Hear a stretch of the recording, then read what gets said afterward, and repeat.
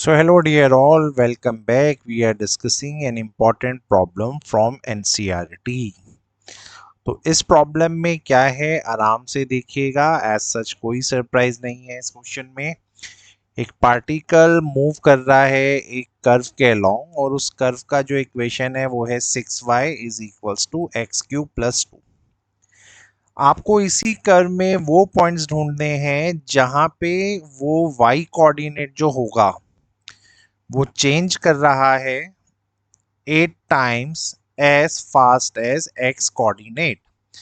तो basically question ने आपको ये जो लैंग्वेज दिया है ना, जो फास्ट फास्ट का मतलब होता है स्पीड और स्पीड का मतलब होता है टाइम से।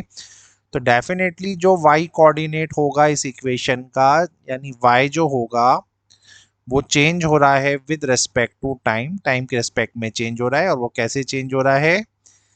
8 टाइम्स है किसका? 8 टाइम्स है वो जो आपका एक्स कोऑर्डिनेट है उसका, उससे जो फास्ट हो रहा है।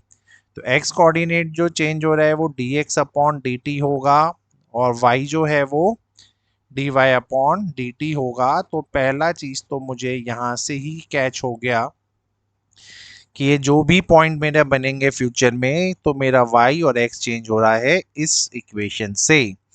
सो इसको मैं यूज करूंगा कहीं ना कहीं पे।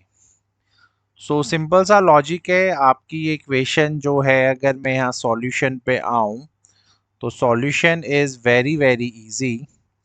तो अगर मैं यहाँ पे डिफरेंशिएट करवाऊँ इस इक्वेशन का, ठीक है, तो डिफरेंशिएट करवाऊँ अगर मैं 6y is equals to X cube plus 2 को विद रिस्पेक्ट टू टाइम, क्योंकि टाइम के रिस्पेक्ट में ही होगा, क्योंकि ये ना टाइम के रिस्पेक्ट में ही चेंजेस आ रहे हैं y और x में।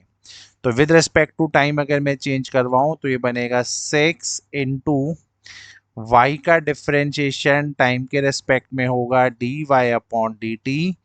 और यहाँ से सबसे पहले एक्स क्यूब, जो कि एक्स क्यूब जो है इसका होगा 3x स्क्वायर, क्योंकि आपको पता है x की पावर n होती है n इंटू एक्स माइनस की पावर में n-1।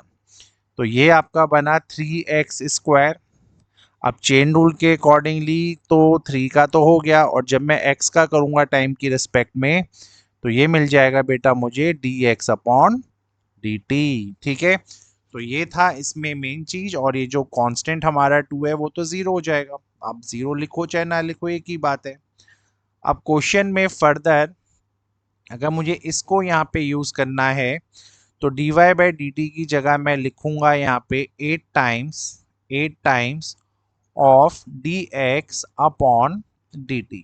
ठीक है, तो 8 times of D X upon D T लिखा D Y by D T की जगह। यहाँ पे 3x स्क्वायर ऐसे ही है और यहाँ पे ये जो डी एक्स है और ये डी टी है, अब ये आपस में हो गया कैंसिल।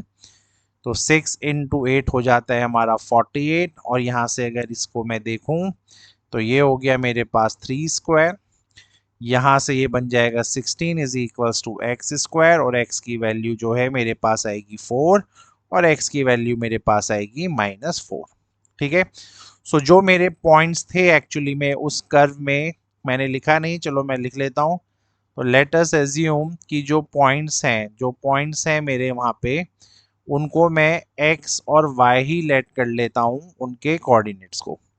तो सिंपल सा लॉजिक है, यहाँ तक आपको समझ में आ गया होगा क्वेश्चन ने क्या बोला है। ठीक है, तो इसको मैं स्पेशल हाईलाइट कर देता हूँ बेटा यहाँ पे आप लोगों के लिए। तो लेट्स से इस वाले बॉक्स को मैंने स्पेशल हाईलाइट यहाँ पे कर दिया। तो अब देखते हैं इसमें क्या करना है। चलिए, सो x 4 भी आया है और x आपका यहाँ पे -4 भी आया है। तो x की वैल्यू अगर यहाँ पे आई है 4, तो जब आप इसको यहाँ पे पुट करेंगे इस मेन इक्वेशन पे, मेन इक्वेशन है मेरे पास कौन सी? तो मेन इक्वेशन है मेरे पास यहाँ पे 6y is equals to X cube plus 2। तो जब मैं यहाँ पे x की जगह 4 पुट करूंगा तो यही बन जाएगा 6y इज इक्वल्स टू 4 का क्यूब, यानी 64 प्लस का 2 हो जाएगा, और यहाँ से ये 66 हो जाएगा। और 6 से ये 6 कटने से जो y का वैल्यू आएगा वो आएगा मेरे पास 11। और जब मैं यहाँ -4 पुट करूंगा तो सेम चीज होगा, लेकिन इस बार माइनस का 64 आएगा क्योंकि क्यूब हो रहा है। प्लस का 2 करूंगा तो ये हो जाएगा माइनस का 62।